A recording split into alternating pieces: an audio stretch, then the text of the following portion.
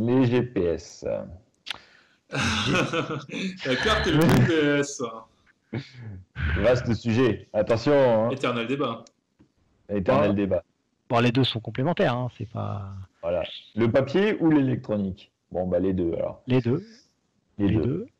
Alors le GPS, c'est un support. Déjà le papier, ça fait j'allais dire des siècles qu'on fait de la montagne avec du papier, donc ça a prouvé son efficacité. Après, bon, faut savoir lire une carte.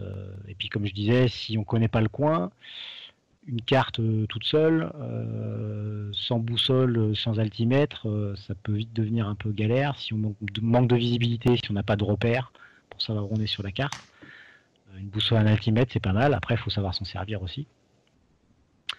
Mais le GPS, c'est un super outil, par contre, hein, pour préparer ce qu'on disait, hein, préparer une rando, on met la trace dessus, on peut la suivre, on a la carte, on a les échappatoires.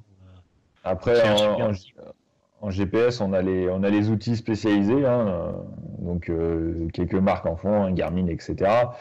Ce sont des appareils 100% GPS, donc on charge la trace dessus et elle nous guide etc. Après, il y a la solution du téléphone, avec une application installée dessus et puis des cartes en offline ou en online, suivant où on va. Moi personnellement, je vous recommande l'offline. Hein. La 3G, on l'a pas forcément en montagne. Donc, essayez d'avoir des cartes. Il existe des cartes soit gratuites sur Internet, que l'on télécharge et qui nous permettent d'avoir donc déjà un aperçu assez intéressant des traces, parce que bon, la précision sera pas au niveau de l'hygiène, mais ce sera déjà quelque chose de sympathique. Et après, on a les solutions payantes, donc et comme les cartes hygiène. Donc c'est les mêmes cartes que sur support papier, mais en version numérique. Et personnellement, moi, pour ça, j'utilise Roux Maps. Donc ce logiciel est gratuit, que vous trouverez sur le Play Store par exemple. Et donc voilà, avec des cartes en local, on peut se balader et suivre la trace qu'on aura fait éventuellement sur Visu GPX. Après, tu as pas mal de softs qui te permettent d'avoir ton fond de carte IGN sur ta trace. Oui. Bah moi, j'utilise ToNav, c'est ce que je fais, ouais, avec voilà, moi je l'avais téléphone, le fond GP, le fond de carte au 25 millième avec la trace dessus, et puis notre propre trace en fait. Ça, c'est vrai que c'est l'idéal pour quand on est en endroit qu'on connaît pas, c'est l'idéal. Après, sur les téléphones, ToNav, je crois qu'il est payant par contre, je crois, oui. ToNav, non?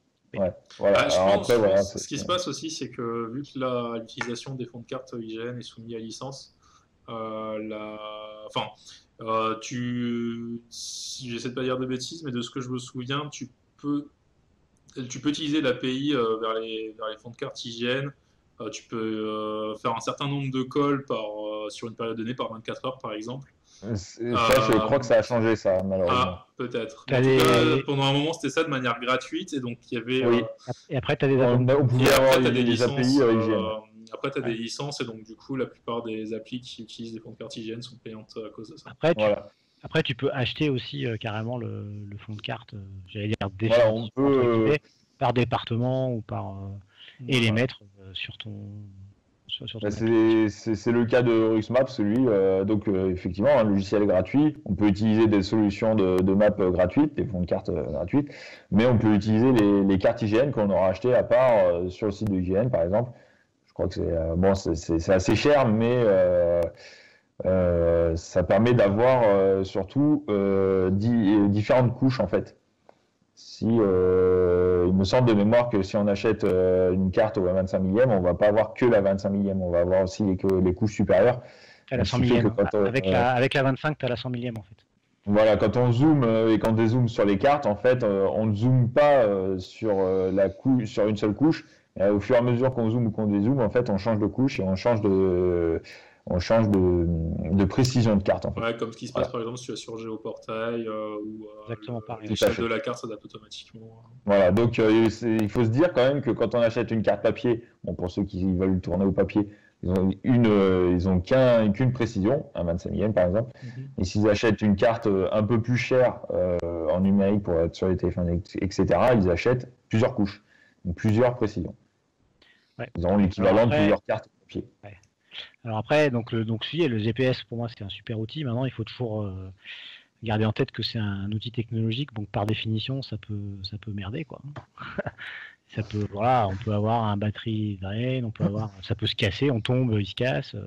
Enfin, voilà, donc il faut pas non plus compter à 100% sur son GPS, quoi. Après, on peut dire j'ai mon la dernière GPS. fois, Guigui, avec la réverbération, tout ça. Voilà. Alors en plus de ça, donc déjà, je pense on peut pas compter à 100% sur un GPS parce qu'il peut ne plus marcher à un moment, quoi. Et en plus, la précision d'un GPS en montagne, il faut toujours être un peu méfiant. Notamment, alors c'est encore plus quand c'est sur les téléphones qui ont des GPS qui sont, on va dire, de qualité moyenne à bonne. Un peu moins présent donc sur les GPS spécialisés type Garmin qui sont souvent bien meilleurs. Mais on a quand même des phénomènes de réverbération, c'est-à-dire quand on est dans un fond de vallée ou quand on est sur une pente donc vraiment pentue et qu'on est sur un chemin en traverse comme ça, en fait le GPS il peut parfois ne pas récupérer directement le signal direct, mais récupérer une réverbération du signal sur une falaise, et se trouver décalé. Donc on peut facilement se retrouver décalé par rapport à notre position réelle de plusieurs dizaines de mètres. Et plusieurs dizaines de mètres dans une pente importante ou près d'une barre rocheuse, c'est la différence entre je suis sur le chemin et je suis dans la barre, quoi. Et c'est pour ça d'ailleurs, on le voit souvent sur des traces, si on récupère des traces sur Visu GPX ou quoi, et qu'on les met sur la carte IGN, on voit souvent des passages quand c'est très escarpé où en fait la trace elle est complètement à côté du chemin. Et on se dit c'est la carte IGN n'est pas très précise. Non, la majeure partie du temps c'est que la trace en fait elle n'est pas au bon endroit. Parce que le GPS s'est planté quand il a enregistré en fait. Après il y a aussi des traces qui t'envoient très dans le pentu, là où il y avait un chemin il y a 15 ans et il n'y a plus de chemin et toi t'es là. Mais je veux dire, voilà, le GPS, il faut toujours être méfiant, même s'il nous indique une position.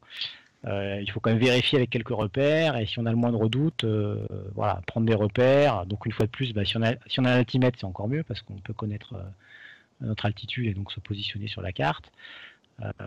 Mais voilà, il faut quand même se méfier de GPS, notamment. Alors c'est peut-être moins le cas en été en vélo, mais par exemple en hiver en ski de rando. Quand on se retrouve pris un peu dans le brouillard, voilà, jour blanc, etc. Se fier qu'au GPS dans un endroit où il y a un peu des barres et tout, c'est du suicide. Hein. Parce que voilà, s'il nous positionne 50 mètres à gauche, 50 mètres à gauche, c'est la barre, quoi. Donc là, il faut vraiment ressortir la carte, alors carte par pied ou carte GPS, mais faire sa position soi-même, quoi. Boussole, altimètre, repère physique, etc. Quoi. Voilà, bon, j'ai l'air un petit peu parano peut-être comme ça, mais faut faire attention les GPS. Hein. Il y en a quelques-uns qui se sont fait avoir comme ça. Hein.